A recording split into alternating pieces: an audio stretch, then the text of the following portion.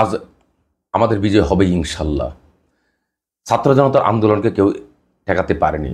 এই বিশ্ব তৈরি হওয়ার পর থেকে আমরা অনেক দেশে দেখেছি অনেক ধরনের আন্দোলন অভ্যুত্থান ঘটেছে। কখনো ছাত্র জনতা একসঙ্গ হয়ে যখন নাকি তারা গণ অভ্যুত্থান ঘটেছে, কোনো গণ অভ্যুত্থান থেকে কোনো স্বৈরাচার সরকার, কোনো ফেসিবাদী কিংবা কোনো খুনি সরকার কখনো টিকে থাকতে পারেনি। তারা অবশ্যই কেউ নিহত হয়েছেন কিংবা কেউ দেশ থেকে পালিয়েছেন, অথবা দেখা গেছে কেউ জেলে ঢুকতে হয়েছে।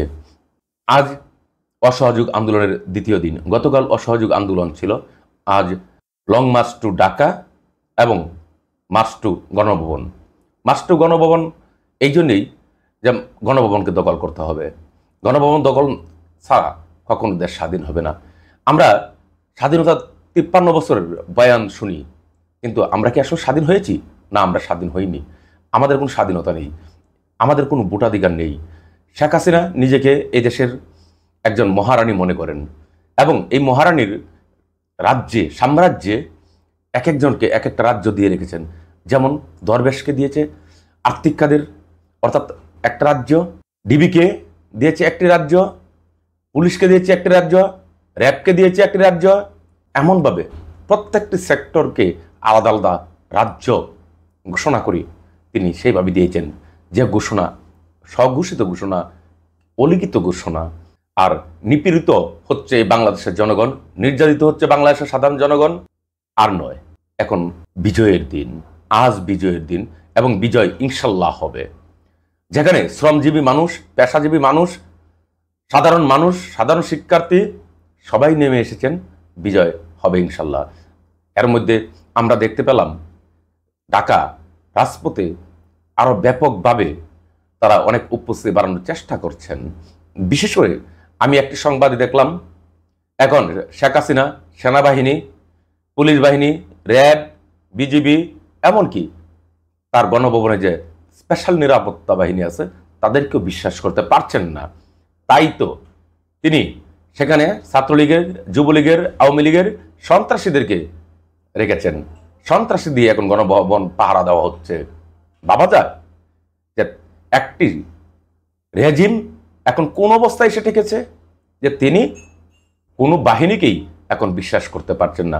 এখন ডিসাইড করার সময় আপনারা ডিসাইড করবেন, সেনাবাহিনী ভাইয়েরা, পুলিশরা এবং র্যাব, বিজিবি, আপনারা কি জনগণের বিরুদ্ধে যাবেন?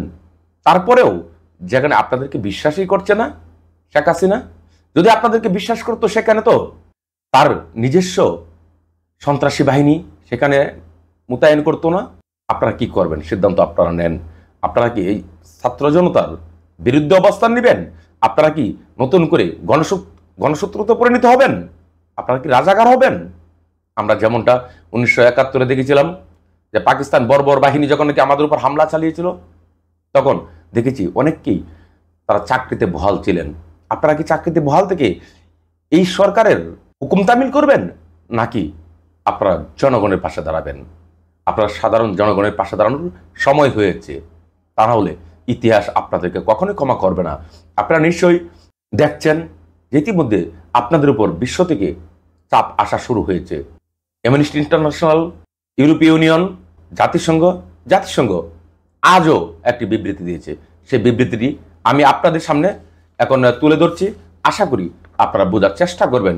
এখানে আপনাদের জন্য সেনাবাহিনী, পুলিশ যারা আছেন তারা অবশ্যই বুঝবেন আপনাদেরকে কি মেসেজ দিয়েছে। শান্তিপূর্ণ বিক্ষোভে স্বাধীনতা, সহিংসতা এবং ভিন্নমত দমনে অবিলম্বে বন্ধের আহ্বান জাতিসংঘ মানবাধিকার প্রধান ভলকার তুর্কের।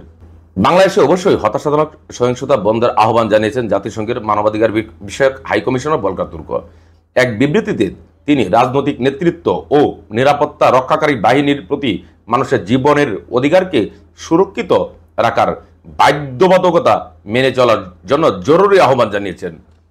আপনারা খেয়াল করছেন, এখানে সরকার তো নেই। সরকার তো এটা তো গণবিরোধী, দেশ বিরোধী একটা খুনি। এখানে আপনাদেরকে বলা হয়েছে মূলত, হ্যাঁ, সরকারকে তো অ্যাড্রেস করতেই হয়। এখানে নিরাপত্তা রক্ষাকারী বাহিনীর প্রতি মানুষের জীবনের অধিকারকে সুরক্ষিত রাখার বাধ্যবাধকতা মেনে চলার জন্য জরুরি আহ্বান জানিয়েছেন। তিনি স্মরণ করিয়ে দিয়েছেন শান্তিপূর্ণ সমাবেশে ও মত প্রকাশে স্বাধীনতার বিষয়। বিবৃতিতে তিনি বলেছেন, সপ্তাহান্তে আরও অনেক বিক্ষোভকারী নিহত হয়েছেন। সিরাজগঞ্জে পুলিশ স্টেশনে হামলার সময় কমপক্ষে 13 পুলিশ সদস্য নিহত হয়েছেন। আজ ঢাকা মার্চ টু ঢাকা কর্মসূচি ঘোষণা করা হয়েছে। একই সঙ্গে ক্ষমতাসীন দলের যুব শাখাকে বিক্ষোভকারীদের বিরুদ্ধে নামার আহ্বান জানানো হয়েছে। সব খবরই তারা রাখছেন, আপনারা নিশ্চয়ই বুঝতে পারছেন। তারপর জাতিসংঘের মানবাধিকার প্রধান বলেন, এতে আরো প্রাণহানি হবে। তারা বুঝতে পারছেন এখানে আরো প্রাণহানি হবে, আরো ক্ষয়ক্ষতি হবে। এজন্য আমি গভীরভাবে উদ্বিগ্ন।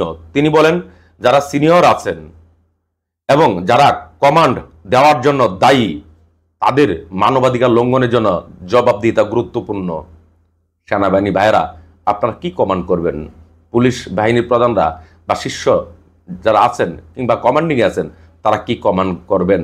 আপনার এখান থেকেই সিদ্ধান্ত নিন।